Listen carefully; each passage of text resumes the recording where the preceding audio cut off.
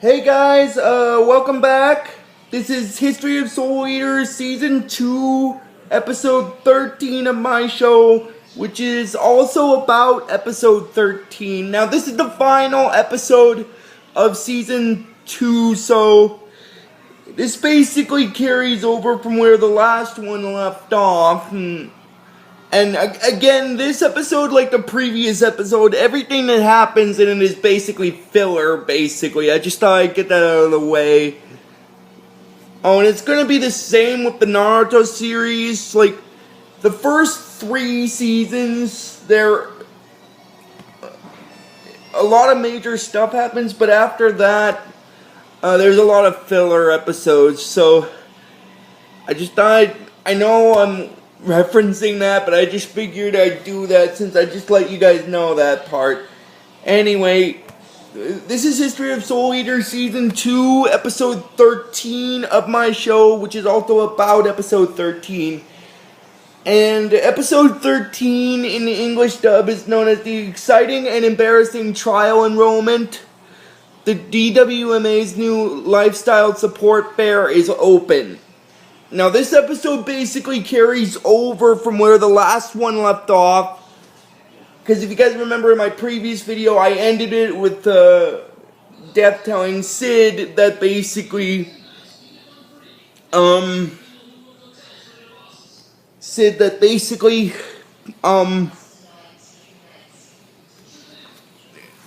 Corona's enrollment in the DWMA would start tomorrow, which is in this episode. So at the beginning of this episode, Sid shows up at Corona's room, and he knocks on it with the back of his hand, and he tells Corona that Lord Death has made his decision. Starting this afternoon, Corona will begin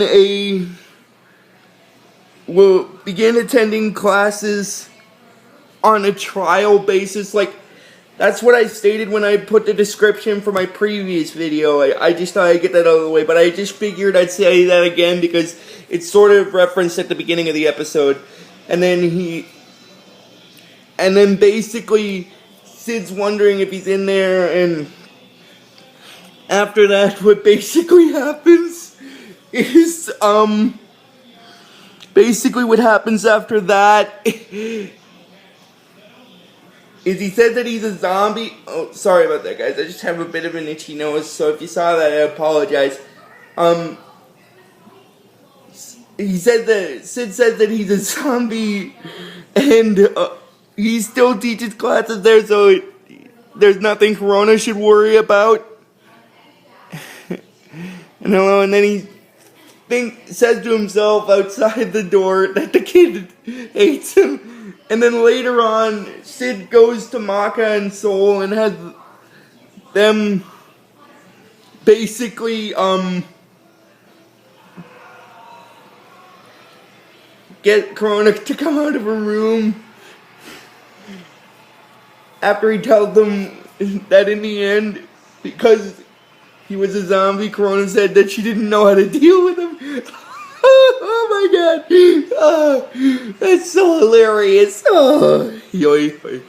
And then basically what happens is Maka goes into Corona's room in the school, and then basically what happens is after that, oh my god.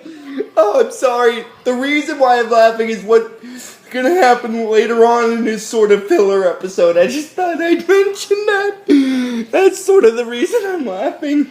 The reason why I say that is because before the end of this episode, Corona writes this little poem, and then everyone looks at it and they start saying that they in the morning, blah blah blah. In this case, he says he wishes he never came back to life. Oh my god. And I'm just getting off topic one moment here. If you saw those people in the background, I apologize. Like I said, I've been recording at my apartment here lately, and the door is open, so I apologize if you saw that, guys. Now,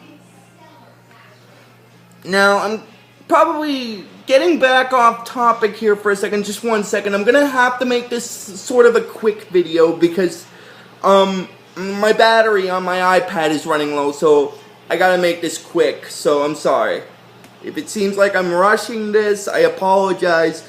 It's just because the battery on my iPad's really low and I don't want to waste any more of it. I just thought I'd get that out of the way.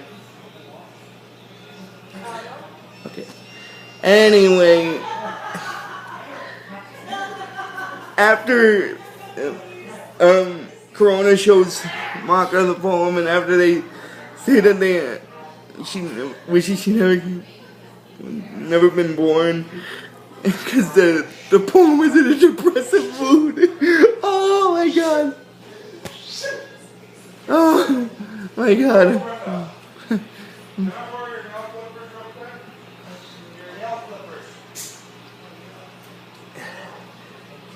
Anyway, and then Black Star shows up and then he reads the poem himself. And then basically what happens is, he says that he wishes he never been born as well. Well, I'm gonna backtrack here one moment. When Ragnarok's mini form showed up in this episode, hey, he had Corona do some.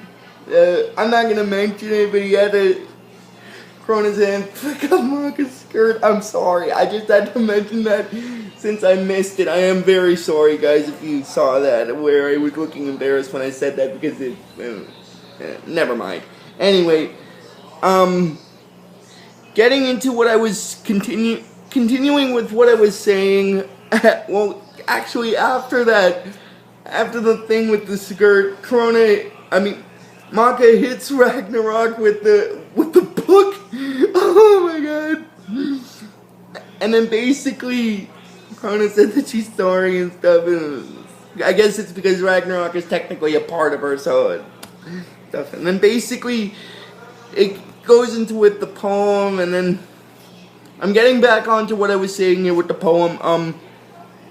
Basically, after Black Star reads it, he gets a little depressed as well.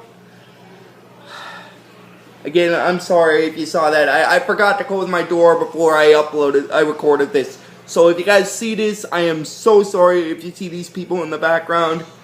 Because I guess I should have closed my door before I started recording. That's on me. I know better for next time, guys. I'm sorry.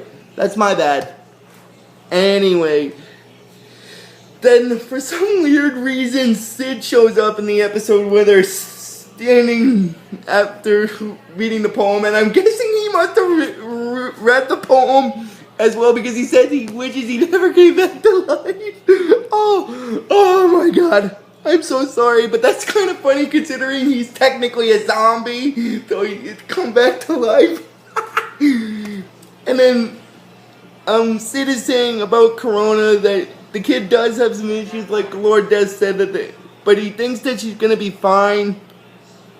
And then basically, he tells Lord Death that he sent, Corona along with Maka to the Czech Republic as part of her supplementary lesson. And basically what he tells Lord Death is that apparently in the episode, the oldest golem in Luke Village, that's the village where they were sent to in the Czech Republic in the series to investigate that disturbance. Again, sorry if you saw that in the background. I apologize. I should have closed my door before I recorded this, so I am completely and totally sorry if you guys see that. Anyway, getting back with what I was saying, according to the report that Sid was reading, Lord Death, apparently the oldest golem in there. Close your door. Okay, thank you.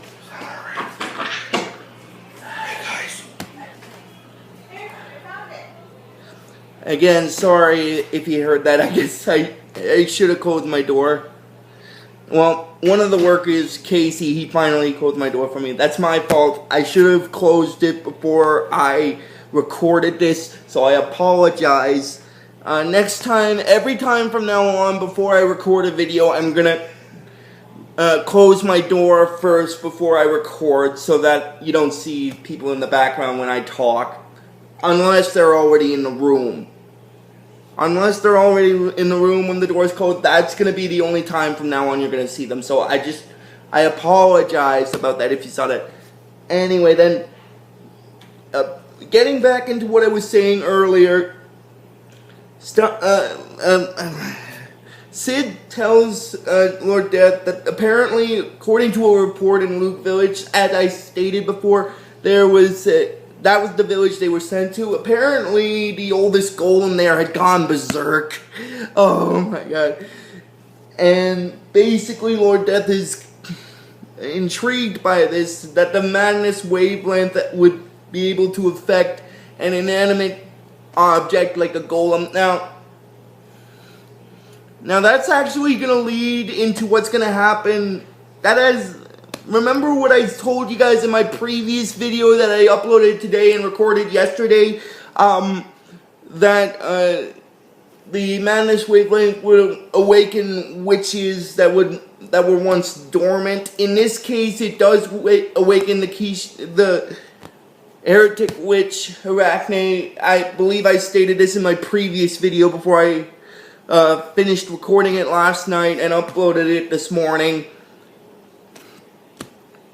And basically,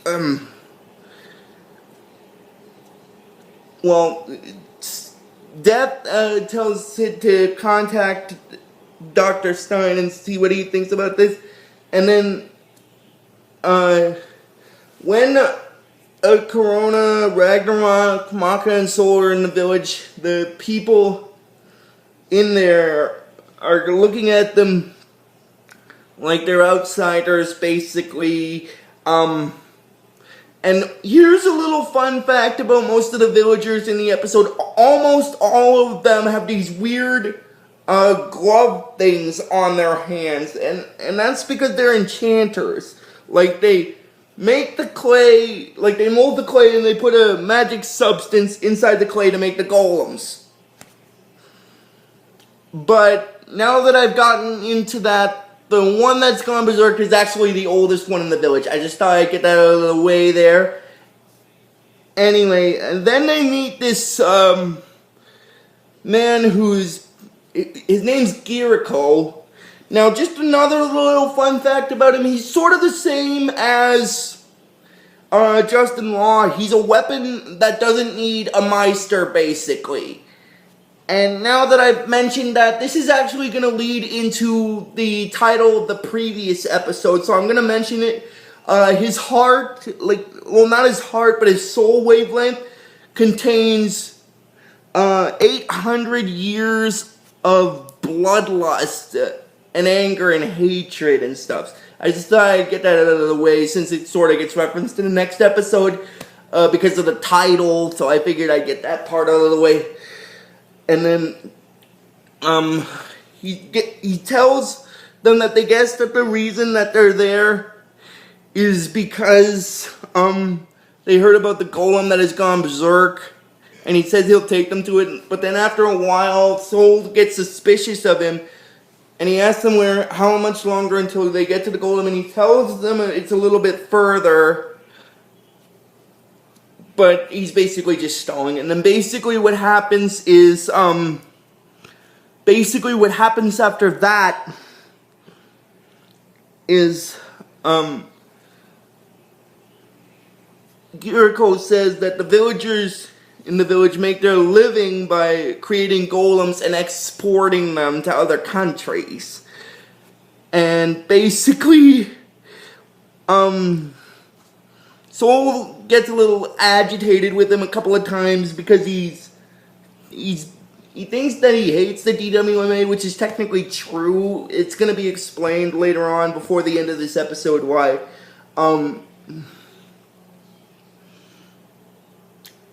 Apparently he used his magic to... I guess I should just mention this since I'm getting close to the end of the episode, and I'll explain more about him later. But I'll tell you what kind of weapon he is. He's basically a weapon, and he's no ordinary one. He's actually a chainsaw. Oh my god, that's hilarious. He's a chainsaw. Oh my god. That's funny. And like I said in my previous video, because of the fact that he doesn't need a Meister to work, he sort of has a rivalry with Justin Law. I just thought I'd get that out of the way there, and he says he's been waiting for this moment for over 800 years. Sorry if you see that, my leg's kind of caught. Just hold on a second, guys.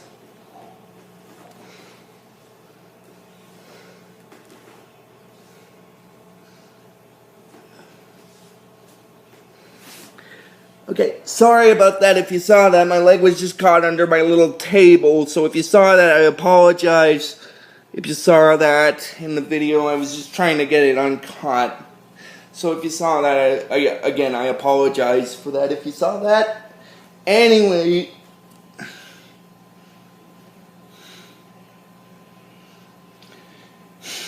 he says that he's been waiting for this moment for over 800 years. He swapped, apparently he has the ability to swap his mind through generations of his family. And he lived out, I can't remember how many boring lives. And then he has the golem rev up, because you see, apparently for him, he doesn't need a Meister as a weapon. The golem he has works good for it, basically.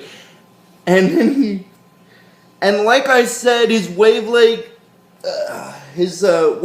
is distorted. Well, when Maka and Soul start fighting him, Maka says that his wavelength is distorted and it's full of bloodlust. And then she's saying that, well then, Giriko is saying that basically he had to play nice to stay out of the Academy's radar and such. His life so far has been nothing but crap, boring, empty crap, and his life has been a worthless cesspool. And then after Maka does some coercing with Ragnarok to get them to help, Ragnarok manages to block Giriko's chainsaw, and then Giriko's a little agitated with himself that speed sitting one doesn't rip Ragnarok to pieces. Oh my god. And then basically he said that that's disappointing, and then after that Maka thinks that how did she ever manage to beat that thing, and she's glad that Ragnarok is on their side now. And basically what happens is basically Corona tells Ragnarok to go into his sword form, and this is the funny part, because he's so small now, his sword form is actually small, so he's gonna stay that way for the rest of the series. Oh my god. Anyway, Corona's inquiring about the Ragnarok being shorter, and then she tells Ragnarok to not hurt Maka anymore. If something's bothering him, he can just write they can just write a poem and stuff. He says that they'll write one together, and she's telling Maka that basically that she's ready to fight the golem. But before I end this video, I just want to mention something. Before they actually start fighting the golem, Maka is intrigued by the golem because apparently it has a soul. But that's going to carry over into the next episode, like why it has a soul anyway. Because technically golems are lifeless creatures, they shouldn't have a soul. But I'll explain why the golem has a soul in my first video for the 3rd season. I just thought I'd get that out of the way there. So, that's gonna end this video, guys. And, I just wanted to record this video today, but I'll upload it first thing tomorrow. So, Until next time, guys, like I always tell you with this series, watch it or I'll take your soul.